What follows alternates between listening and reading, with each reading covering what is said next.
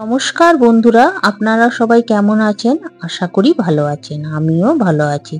চলে এলাম নতুন একটা ব্লগ নিয়ে। ব্লগে আপনাদেরকে স্বাগত জানাই।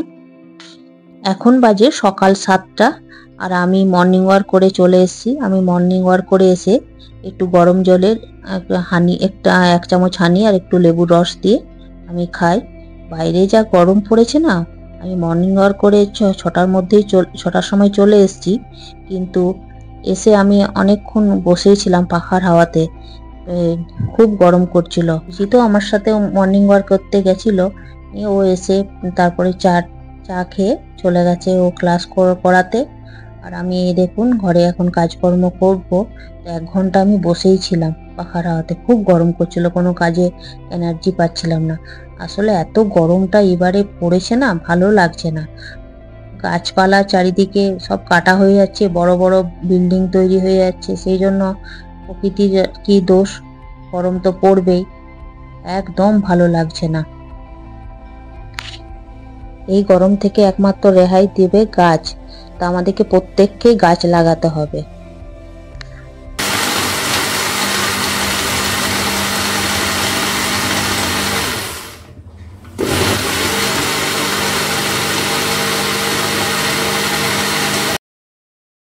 আজ আমি ব্রেকফাস্টে ওটস খাবো না, ওটস দিয়ে স্মুদিটা বানালাম। ওটস আর আম আর কলা আর ড্রাই ফ্রুট দিয়ে খেতে খুব সুন্দর হয়। আর কিছুটা অভিজিতের জন্য রেখে দিই। ওর ব্রেকফাস্টে ও স্মুদি দিয়ে দেবো 1 গ্লাস।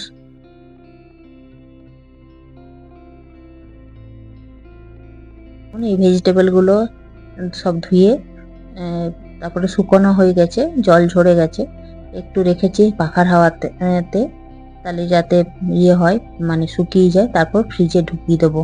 আজকে এই ভেজিটেবলগুলো বানাবো না, আজকে বানিয়েছি ধনিয়া চিকেন, ভাত আর ডাল আর আলু সেদ্ধ, আর কিছু বানাইনি।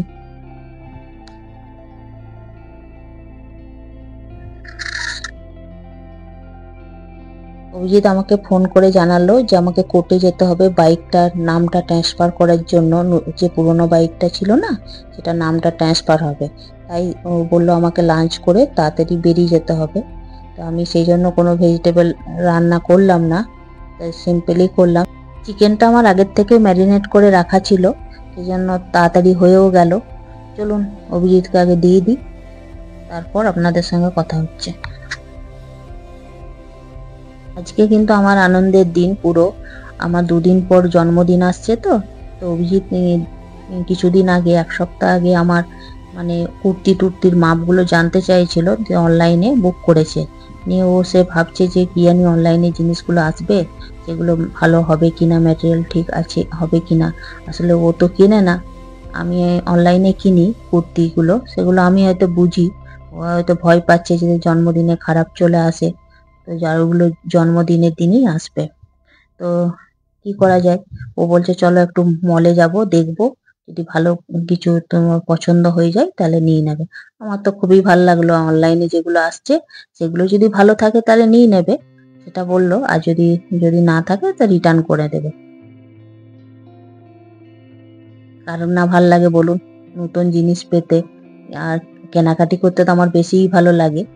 চলুন ভেতরে ঢুকি। এই জুডিও একটা খুলেছে আমাদের এই স্যান্টাম মলে আসানসোলে, খুব ভালো বলছে কালেকশন। আমি কোনোদিন জুডিও থেকে কোনো জিনিস কিনিনি, তাই প্রথমবারই জুডিও থেকে এই জামা কাপড়গুলো কিনবো। দেখি কেমন আছে। দেখছি ভালোই আছে, খারাপ লাগছে না, নতুনত্ব একটু জিনিসটা।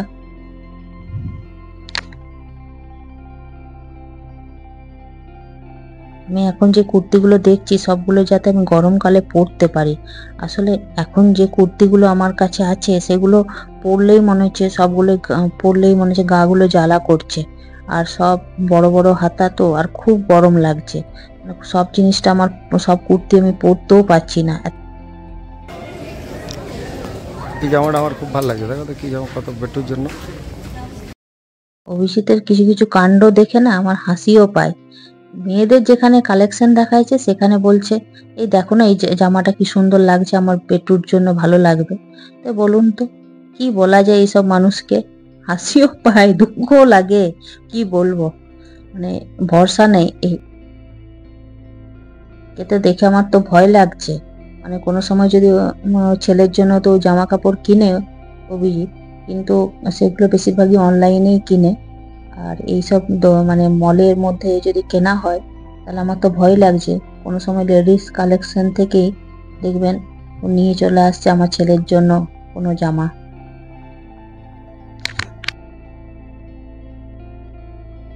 চলুন যাই নিচে। আর এখন কেনাকাটি তো হয়ে গেল, আমি দুটো ড্রেস কিনেছি, আপনাদেরকে দেখাবো, জন্মদিনের দিনই দেখাবো। আর অনলাইনে যে জিনিসগুলো আসবে সেগুলো যদি ভালো থাকে, রিটার্ন যদি না করা হয় তাহলে নিশ্চয়ই দেখাবো, আর রিটার্ন করালে দেখাবো না। আর চলুন যাই। আজকে এখন আমার খিদে পেয়েছে, এখন আমি অভিজিৎকে বললাম কচুরি চাট খাবো, তো চলুন নিচে গিয়ে তারপর কথা হবে। আর অভিজিৎকে বললাম রিলায়েন্স থেকে এক প্যাকেট দুধ নিয়ে নেবে, দেখি কি করে। আমি এখন এই উপরটাতেই আছি, নিচে যাইনি, অভিজিৎ গেল, বললো রিলায়েন্স থেকে দুধ নেব তারপর যাব। তো এখন নিল না, বললো খেয়ে আসি তারপর যাবার সময় নেব। তো চলুন যাই এখন। এখানে কচুরি চাটটা খুব ভালো বানায়।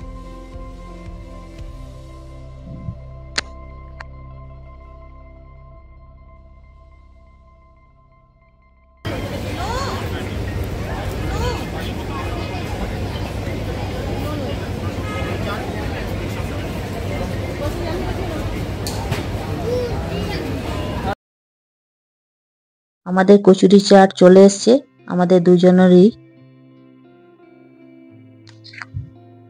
চলুন টেস্ট করা যাক কেমন বানিয়েছে আজকে।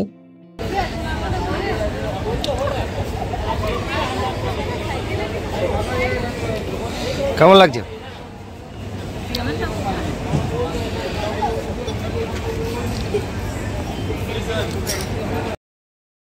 আমার তো আবার চাট ফুচকা এইসব খাবার খেতে খেতে আমার কথা বলতেও বেশি ভালো লাগে না। এই দেখুন, এই জায়গাটা কিন্তু খুব সুন্দর দেখতে লাগছে, খুব ভালো লাগছে, চারিদিকে লাইট, অনেক লোকজন। এই দেখুন আমি খাচ্ছি।